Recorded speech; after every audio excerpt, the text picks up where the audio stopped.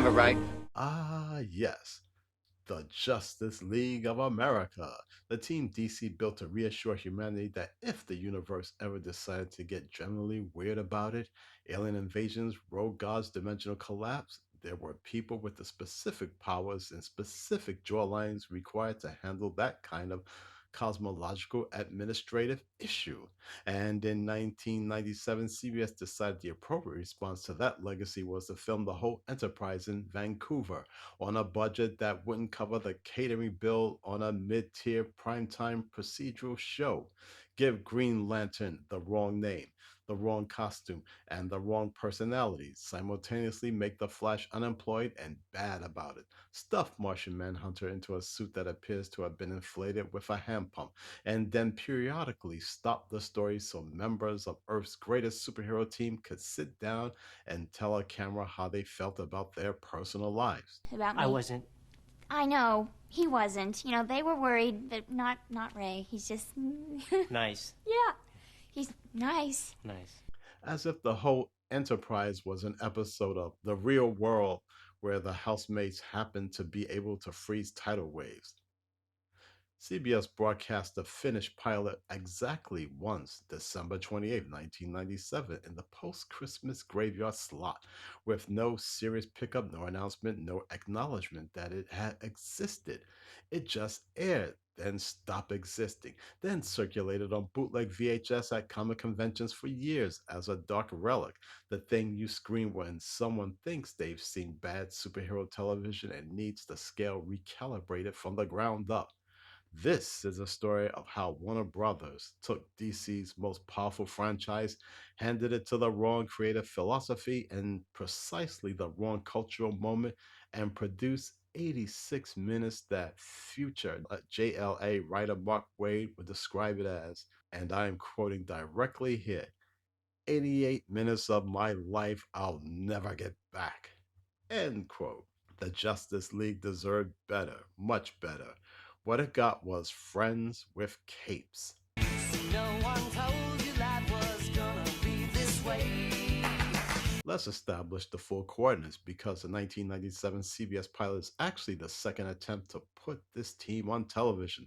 The first one never made it past the script. It started in 1998 when Warner Brothers acquired Lorimar Television. Lorimar's president David Salzman called DC Comics president Jeanette Kahn, and they collectively concluded that a Justice League TV series was the obvious play. They set it up at NBC. They hired Jeff Frelish, who had worked on the 1978 Incredible Hulk series, to write a pilot built around the Justice League International of Keith Griffin, J.M. DeMatteis, and Kevin McGuire. Dr. Fate, Martian Manhunter, Booster Gold, Blue Beetle, Fire, Ice, Mr. Miracle, Big Barda, a cast with depth, personality, and a generally distinctive comedic chemistry. Freelich and his writers aimed for a Raiders of the Lost Ark tone. The plot involved a black helmet of chaos, a possessed Dalai Lama, and the simultaneous nuclear attack from every superpower on the planet. NBC read it, acknowledged it. It was good television, and then pointed at the budget. $3 million for the pilot, $1 million per episode, and pointed at the two 1990 Flash TV series, which had been reasonably good and still failed commercially, and said, the market has spoken. The superhero genre is not viable on television at this scale. Hard pass. NBC put it in a drawer. 7 years went by. Batman got nipples, and the theatrical DC machine suffered a credibility event of the first order when Batman and Robin opened in the summer of 1997. Lois and Clark went off the air. Marvel was in Chapter 11 bankruptcy. The superhero genre in every medium was in varying states of distress. And then Grant Morrison relaunched the Justice League comic. And damn, did it hit. Morrison's JLA with Superman, Batman, Wonder Woman, the full first tier roster operating at general mythological amplitude, sold out immediately. Became a cultural event. Warner Brothers Television looked at the numbers and decided now is the time. So they went to CBS, and CBS accordingly said yes. And this time, rather than the cosmic grandeur of the NBC pitch or the Morrison mythological prose that was actively selling hundreds of thousands of copies, they went back to the Justice League International tone, the comedic ensemble banter, the workplace dynamics, the character led interpersonal friction, specifically reasonable. Except that in execution, what comedic ensemble with interpersonal dynamics meant to CBS development process in 1997 was something very specific. It meant friends with superpowers. That's the actual pitch Warner Brothers Television used internally. Kenny Johnson, who played the Flash in the pilot, confirmed it directly. Warner Brothers pitched the show to CBS as NBC's Friends with the Justice League, and Johnson was explicitly directed by producers to play Barry Allen in the manner of Joey Tribbiani. It's Moo.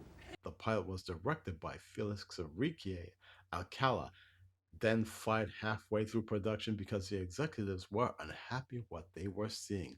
Louis Teague was brought in to complete reshoots, did what he could with the time and resources he was given, and then formally requested that his name be left off the finished cut. Yes, Louis Teague of Navy SEALs, Cat's Eyes, and a few other classic cult films wanted out of this production, meaning that eventually it was a dumpster fire. So the film that aired is technically the product of one director's vision and another director's desperate corrections, and neither fully owning the result. That tells you the ceiling before you press play. The team ensemble was Matthew Steele as Green Lantern, a character assembled from three different lanterns simultaneously, Guy Gardner's name and a power ring, Hal Jordan's romantic backstory and commitment problems, Kyle Rayner's general aesthetic, a software salesman. Kenny Johnson, as I previously mentioned, was Barry Allen, aka The Flash, directed to play the fastest man alive as Joey Tribbiani, unemployed, has been evicted from his apartment. The Flash can't find a job. John Kassir, the Crypt Keeper's voice from Tales of the Crypt, as Ray Palmer, the Atom, a science teacher with a crush. Michelle Hurd as Bibi DaCosta Fire, a struggling actress. David Ogden Stair of MASH fame, leading everything in his considerable professional toolkit to Martian Manhunter, whose costume appeared to have been constructed from foam padding and optimism, and the late great Miguel Ferreira, generally magnetic in everything he's ever touched, during that thing he always did where the material barely deserves him, as Dr. Eno, the weatherman, the villain who controls the weather. As a meteorological institute, there is a plot about identifying the weatherman through a party and an interrogation and a tidal wave.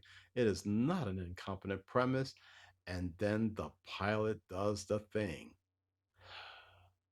The film is periodically interrupted by mock documentary confessional interviews, members of the Justice League sitting individually in front of a camera, speaking in the past tense about what it was like to be a superhero, their fears, their relationships, their grievances. The Atom discusses his crush on Ice in a confessional. The Flash talks about his unemployment. Green Lantern processes his commitment issues with the camera. Now, here's what makes the decision particularly revealing. It is not accidental or naive.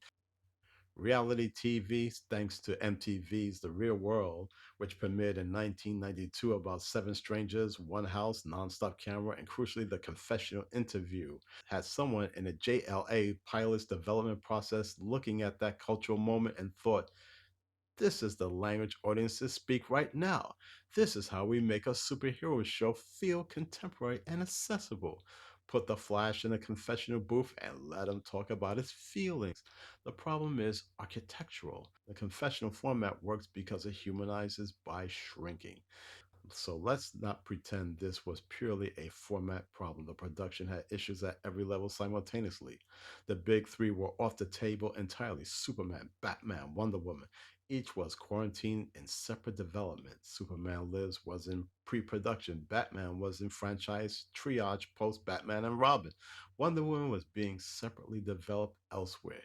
You are making a Justice League pilot, and the three characters that every human being on the planet identifies as the Justice League cannot appear in it. That's the canvas before the first frame. The budget demanded Vancouver over any American production location. The practical effects ceiling was a weatherman, a villain whose power set was specifically chosen because hailstorms and tornadoes were achievable at this price point. CBS aired it once, December 28th, post Christmas. No serious pickup, no announcement, no press. The pilots simply aired into the void, collected no audience worth measuring, and stop. VHS bootleg copies started appearing at comic conventions by July of the following year, circulating as what they were, a dark legend, the DC equivalent of Roger Corman's Fantastic Four. The thing you scream when someone says they've seen bad superhero television and needs a reference point. But what the 1997 JLA pilot kicked off is, in retrospect, identifiable as a pattern. 4 years after CBS aired the JLA pilot in a post Christmas void and walked away, Bruce Timm and Rich Fogel launched the Justice League animated series on Cartoon Network. It premiered in November 2001. It is, without serious argument, among the finest superhero television shows ever produced in any medium, and is still the standard against which DC animation is measured a quarter century later.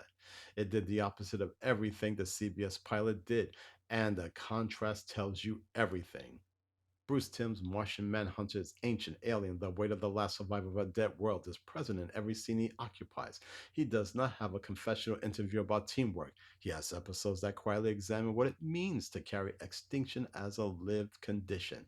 Wonder Woman, not in that first season, but in every subsequent season of Justice League Unlimited, is a warrior queen encountering humanity and choosing it anyway, not because the world deserves her, but because that's what a warrior goddess does. The Flash is irrelevant, yes, generally comedic, but the show understands that his comedy is the surface of something deeper, that he is the fastest man alive who chooses to be there when it matters.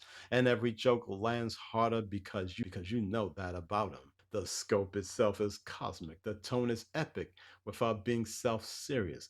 The characters are treated as mythological archetypes operating at full amplitude. There are no confessional booths, nobody is unemployed. That's what the Justice League is for, not for examining, for inhabiting. You don't put Flash in a talking head segment, you show Flash being Flash, and you let the scale do the work. Fastest man alive. Which might explain why you can't get a date. Yeah. Hey! The CBS pilot understood the format of its moment. It didn't understand the characters it was given. The animated series understood the characters, and it outlasted the moment by decades. The Justice League of America had their watchtower. The Flash has his speed. The Martian Manhunter has survived the death of a world. But in December 1997, none of it mattered because somewhere in a Vancouver production office, someone watched the real world and thought, yeah, that's what the Justice League needs, a confessional. The Cosmos didn't push them forward. It just aired once over Christmas into nothing while the bootleg VHS copies made their way into the convention floor. And honestly, what the hell? If you want German video essays on cult television, retro animation, and forgotten pop culture, subscribe to Pulp Vision. Thanks for watching as always. Please like, share, and comment.